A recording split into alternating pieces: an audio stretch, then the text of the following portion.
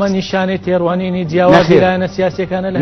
نەخێر لەبەرەوەی بابک بە زۆر بەڕاشکای بڵێم ئەگەر ریفراندۆمەکەی بە دوو شێوەیە شێوەیەکیان ئەوەیە تۆ ڕێککەوتن لەگەڵ حکوومەتی ئایندەی ئەو حکوومەتێکی پێنگری عراقی ئەم ناوچەی ئێمە لە دوای بەتایبەتیش ئەوەی کە پێی دەگوترێت بەهاری عەرەبی ئەم ناوچەی کە ئێمە تێداین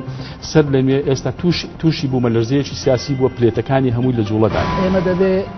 خۆمان حاضر بکەین بۆ ڕاپرسی لە ئەو شوێنانە لە ڕووی ئەمنیەوە دەبێت ئێمە خۆمان قایم بکەین سەرکردایەتی سیاسی کوردستان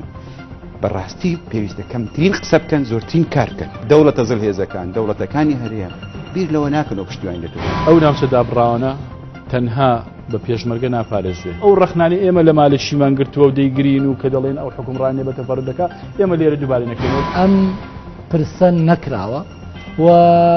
هەنگاوەکان ڕۆژ بە دوای ڕۆژ خراپتر دەبوو. بەرنامەی گفتوگۆی پایتەخت شەوی شەممە کاتژمێر 8:05